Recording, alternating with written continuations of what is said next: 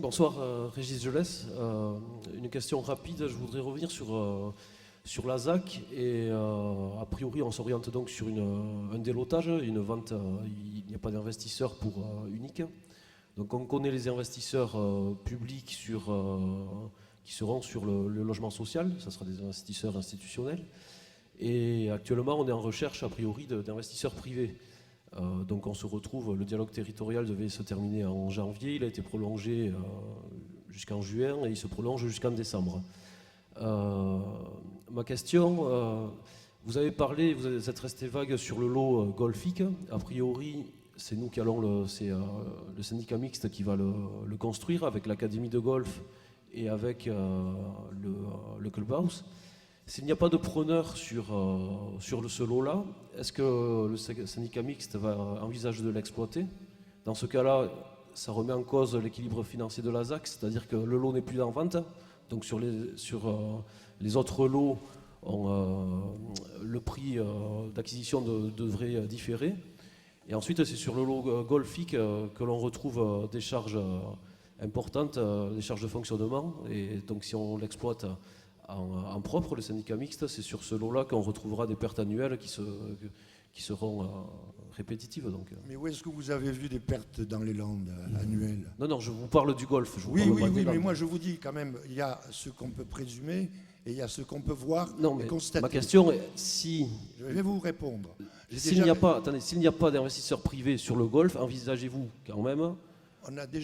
J'ai déjà répondu tout à l'heure à monsieur. Non, pas sur la partie golfique. Mais bien sûr que si. J'ai dit qu'on aurait à peu près 50 millions, peut-être un peu plus d'investissements publics, et qu'on ne déclencherait ces investissements que si on avait la contrepartie d'achat privé sur le foncier. Et sur l'exploitation de la partie golfique. Sur l'exploitation du golf. Clubhouse, académie. Mais si on n'a pas, on ne fait pas. Ça reste vague. Genre, ah bon alors, non, si on n'a pas. Ça reste vague. Alors donc, d'accord. Donc le golf serait privé. La partie golfique serait exploitée par un privé. Ah, si on le trouve, oui. Sinon, oui. on ne fait pas. Et les villas, et ça dépend. Si on vend le prix du terrain, si on a les prix de terrain pour payer les golfs, ça doit être dans les 30 millions. Moins 25. Ouais. Sans compter d'éventuelles subventions quand même sur lesquelles éventuellement on pourrait compter. On en a toujours eu jusqu'à maintenant et tous les autres en ont eu au Pays Basque, etc. Donc voilà. Mais encore une fois, je suis admiratif devant ce souci de gestion, n'est-ce pas? Comme si on avait dans les... je ne suis pas Giscard d'Estaing, moi. J'ai pas fait le trou d'Auvergne là-bas, qui est un gouffre qui tous les ans à Alésia, vous savez, vers Saint-Gitorix, là où il a fait un truc où on bouffe je ne sais pas combien de millions par an. Dans les Landes, il n'y a pas d'endroit. Donc on n'aurait pas une gestion publique comme à Magès. Il y en a 2 ou 3. Il y a quelques musées qui sont déficitaires. Des musées excédentaires, il n'y en a pas des masses. Donc il y a quelques musées, le musée de Montfort, par exemple, qui ont de subventions d'équilibre. Mais pour le reste... Vous pouvez... vous savez, tout ça est public. Hein. Non, mais je le sais, mais je reste précis. Moi, je ne parle pas des musées, je parle de l'exploitation du golf. C'est les publics ou privés. L'académie de golf, j'entends, le prescripteur, c'est la FFG et le board. Moi, déjà, ça me choque d'entendre que la FFG et le board viennent nous imposer un projet qui, pour l'instant, financièrement, est caduque. Ils ne nous imposent rien du tout. Ils nous ont donné une opportunité. Ouais, là mais vous êtes contre, c'est votre droit.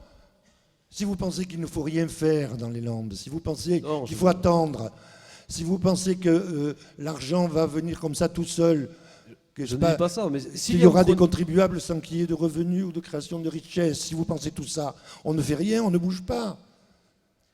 Mais la question n'est pas là. La question était simple. Était sur l'exploitant du golf. Est-ce qu'il sera public ou privé? Je n'en sais rien aujourd'hui.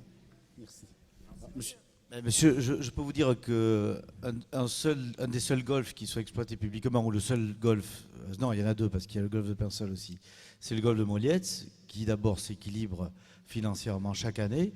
Moi, j'ai eu la chance de le présider pendant 6 ans, et il n'a jamais perdu d'argent pendant ces 6 ans-là. Et je peux vous dire qu'il y a des candidats privés pour reprendre des golfs. parce qu'au niveau exploitation, ça s'amortit. Voilà. C'est tout ce que je peux vous dire. Et Molière, je peux vous dire qu'il y a des candidats privés qui poussent fortement pour essayer de prendre cela en gestion. Donc je ne doute pas qu'un golf de cette qualité, et surtout avec un parcours de compétition, ne trouve pas de repreneur.